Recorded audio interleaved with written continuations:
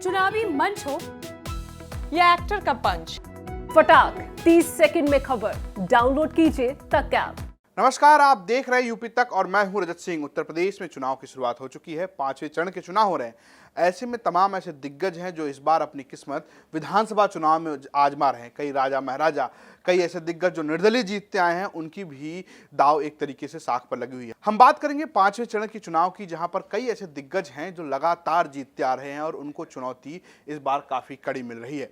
हम शुरुआत करेंगे अमेठी से। अमेठी सदर की सीट से लड़ रहे हैं बीजेपी से डॉक्टर संजय सिंह, जो राजा भी कहा जाते हैं, वहां के राजघराने से आते हैं। इसके अलावा ये पहले कांग्रेस में थे, 2017 में ये पाला पलटकर बीजेपी में चले आते हैं। इससे पहले अमृता सिंह, इनकी पत्नी, उनकी भी राजनीति में बड़ी चर्चा होती है। गरिमा सिंह ऐसी अमेठी से विधायक रह चुकी हैं, उनकी जगह पर बीजेपी ने इस बार संजय सिंह को उम्मीदवार बनाया है। संजय सिंह कांग्रेस के बड़े करीबी रहे हैं, कांग्रेस के दिग्गज नेता रहे हैं, लेकिन इस बार बीजेपी से अपनी किस्मत आजमा रहे हैं। वहीं समाजवादी पार्टी ने अमेठी सदर से महाराजी प्रजापति को उम्मीदवार बनाया। महाराजी प्रजापति गायत्री प्रजापति की पत्नी है। गायत्री प्रजापति को सजा होने के बाद, उन पर तमाम आरोपों के बाद इस बार समाजवादी पार्टी ने महाराजी प्रजापति को उम्मीदवार बनाया। ऐसे में इसको भी लेकर काफी चर्चा है और कहा जा रहा है कि यहाँ पर काफी कड़ी टक्कर दे रहे हैं। लेकिन असली खेल यहाँ पर कांग्रेस के लिए, क्योंकि कांग्रेस के लिए अमेठी गढ़ रहा है और जिस तरीके से कांग्रेस के नेता संजय सिंह ने पाला पलटा है, ऐसे में कांग्रेस के लिए यहाँ बड़ी चुनौती हो गई है। कांग्रेस ने यहाँ से आशीष शुक्ला को उम्मीदवार बनाया है और ये कहा जा रहा है कि आशीष शुक्ला और संजय सिंह के बीच कांटे की टक्कर देखने को मिल रही है। अगर हम अगली सीट की बात करें तो अगली सीट है बाराबंकी जिले की दरियाबाद। दरियाबाद में सपा से अरविंद सिंह गोप लड़ रहे हैं। अरविंद सिंह गोप बाहुबली,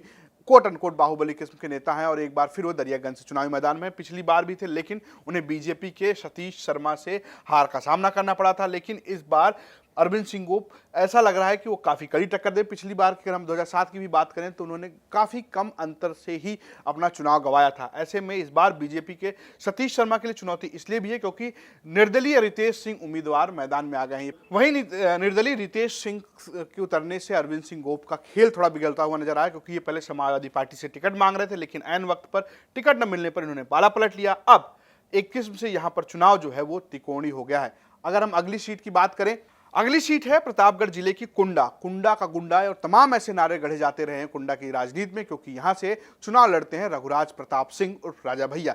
इस बार जनसत्ता दल के अपनी जो पार्टी उनकी जनसत्ता दल, उससे मैदानी चुनावी मैदान में इससे पहले लगातार वो निर्दलीय विधायक रहे हैं। 25 साल की उम्र से विधायक बने हैं और अभी तक इन्हें कोई यहां से हरा नहीं पाया है। तमाम सरकारों में मंत्री रहे हैं, सरकारें आती जाती रही हैं, लहरें आती जाती रही, लेकिन राजा भैया कुंडा से लगातार जीतते रहे। सिर्फ कुंडा ही नहीं, जो उनके बगल की सीट है बाबागंज, वहां से अपने सहयोगी विनोद सरोज को भी लगातार जिताते रहे। लेकिन इस बार राजा भैया को चैलेंज मिल गया है उनके खुद के चेले गुलशन यादव से। कभी गुलशन यादव उनके ही शिष्य हुआ करते थे। जाओलू हत्याकांड में जिस तरीके से गुलशन यादव का नाम सामने आया, ऐसे में अब गुलशन यादव को समाजवादी पार्टी ने टिकट देकर राजा भैया के लिए मुश्किलें खड़ी कर दी है। और अखिलेश यादव ने जिस तरीके से कुंडा में आकर कुंडी बंद करने की बात कही है और उन पर तमाम हमले किए हैं, ऐसे में ये कहा जा रहा है कि राजा भैया के लिए इस बार थोड़ी मुश्किलें हो गई हैं। बीजेपी भी राजा भैया की मुश्किलें बढ़ा रही है, क्योंकि यहाँ से सिंधुजा मिश्रा को उम्मीदवार बना दिया है। ऐसे में जो ब्राह्मण वोट बैंक है वो कहीं ना कहीं बीजेपी के साथ जाता हुआ दिख रहा है और ये राजा भैया के लिए एक अपने आप में चुनौती हो सकती है। तो कहा जा रहा है कि इस बार राजा भैया के लिए थोड़ा सा खेल फंस गया है। अगली सीट की अगर हम बात करें तो वो है कौशाम्बी जिले की मंझनपुर सीट। कौशाम्बी जिले की मंझनपुर सीट से लाल बहादुर मैदान में है, जबकि बीएसपी की नीतू कन्नौजिया मैदान में है।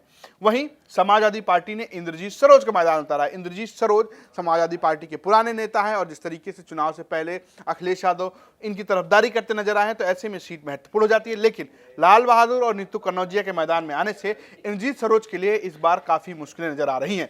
अगर हम अगले जिले की बात करें तो वह है प्रतापगढ़ जिले की पट्टी सीट, जहां से बीजेपी के टिकट पर लड़ रहे हैं मंत्री मोती सिंह। राजेंद्र सिंह उर्फ मोती सिंह बड़ा नाम है। 2012 में ये चुनाव नहीं जीते थे, लेकिन उससे पहले 2009 में राजेंद्र सिंह यहां से चुनाव जीते थे।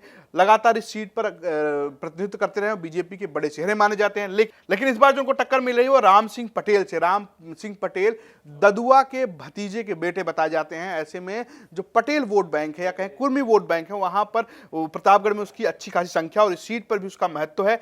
ऐसे में समाजवादी पार्टी राम सिंह पटेल को उम्मीदवार बनाकर मोती सिंह को कड़ी टक्कर दे रही है। लेकिन कांग्रेस से सुनीता पटेल के आने के बाद पटेल वोटों में एक तरीके का विभाजन होता दिख रहा है, जो समाजवादी पार्टी के लिए यहां पर यह सीट थोड़ी मुश्किल बनाता हुआ दिख रहा है। अगली सीट की अगर हम बात करें तो वो है प्रतापगढ़ जिले की सदर सीट से अपना दल कमेरा की जो राष्ट्रीय अध्यक्ष हैं कृष्णा पटेल चुनाव लड़ रही हैं। अपना दल जिसका चेहरा अनुप्रिया पटेल है, सोनेलाल, दो खेमे हैं, एक तरफ अनुप्रिया पटेल है और एक तरफ उनकी मां कृष्णा पटेल है। अनुप्रिया पटेल बीजेपी के साथ है, वहीं कृष्णा पटेल समाजवादी पार्टी के गठबंधन के साथ लड़ रही हैं। यहां पहले अपना दल को ही मिला था, यानी अपना दल सोनेलाल, अनुप्रिया पटेल को टिकट मिला था, कोटे में उनके गया था बीजेपी खाते से, लेकिन मां के चुनाव लड़ने के बाद अनुप्रिया पटेल ने अपनी उम्मीदवारी वापस ले ली, अनुप्रिया पटेल ने अपने कैंडिडेट को वापस ले लिया। ऐसे में बीजेपी ने यहां से राजेंद्र मौर्य को उम्मीदवार बनाया है, जबकि बीएसपी ने यहां से आशुतोष त्रिपाठी को उम्मीदवार बनाया है। कृष्णा पटेल के लिए ये लड़ाई थोड़ी आसान इसलिए हो जाती क्योंकि जिस तरीके से बीएसपी से आशुतोष त्रिपाठी मैदान में आए हैं, तो जो ब्राह्मण वोट बैंक है वो एक तरीके से यहां पर बीजेपी के साथ थोड़ा सा हो सकता है कि उसके जाने में थोड़ी दिक्कत हो, क्योंकि यहां से बीएसपी से आशुतोष त्रिपाठी लड़ रहे हैं। अगर हम अगले जिले की बात करें तो वो है प्रयागराज पश्चिम, जहां से लड़ रही हैं ऋचा सिंह और बीजेपी से हैं सिद्धार्थनाथ सिंह बड़े चेहरे हैं, मंत्री रहे हैं, ऐसे में उनकी जो साख है वो एक बार फिर से दांव पर है। वहीं सपा ने ऋचा सिंह को उम्मीदवार बनाया है। ऋचा सिंह भी चर्चित चेहरा है, इलाहाबाद यूनिवर्सिटी की नेता रही हैं और जिस तरीके से वो आंदोलन में सामने आई, तो उनके सामने आने से इस बार जिस तरीके से समाजवादी पार्टी ने उनको टिकट दिया है तो सिद्धार्थनाथ को एक चुनौती देने की कोशिश की गई, लेकिन बीएसपी ने यहां से गुलाम कादिर को अपना उम्मीदवार बनाया और गुलाम कादिर एक तरीके से यहां पर जो एमवाई समीकरण है उसमें से एम को थोड़ा सा काटते हुए नजर आ रहे हैं और इसलिए ऋचा सिंह के लिए ये सीट थोड़ी सी फंसती हुई नजर आ रही है। अगर हम अगले जिले की बात करें तो है प्रयागराज दक्षिण, प्रयागराज का ये और यहां से है नंद गोपाल गुप्ता नंदी, बीजेपी में मंत्री हैं, बड़े चेहरे हैं, इससे पहले तमाम पार्टियों में रहे लेकिन 2017 में बीजेपी में आ जाते हैं, चुनाव लड़ते हैं और मंत्री भी बन जाते हैं। तो नंद गोपाल नंदी एक बार फिर से मैदान में, लेकिन यहां से समाजवादी पार्टी ने रईस चंद शुक्ला को मैदान में उतार दिया। रईस चंद शुक्ला अपने आप में बड़े दिग्गज नेता हैं और जो ब्राह्मण वोट बैंक है वो यहां पर भी महत्वपूर्ण हो जाता है, क्योंकि एक तरीके से रईस चंद शुक्ला के आने से नंद गोपाल नंदी को बड़ी चुनौती मिल रही है। तो यहां पर जो अगर हम प्रयागराज दक्षिण की बात करें तो यहां पर जो मुकाबला है वो रईस बनाम नंद गोपाल नंदी होता हुआ दिख रहा है, लेकिन जो तीसरा महत्वपूर्ण कैंडिडेट है वो देवेंद्र सिंह नगराहा है।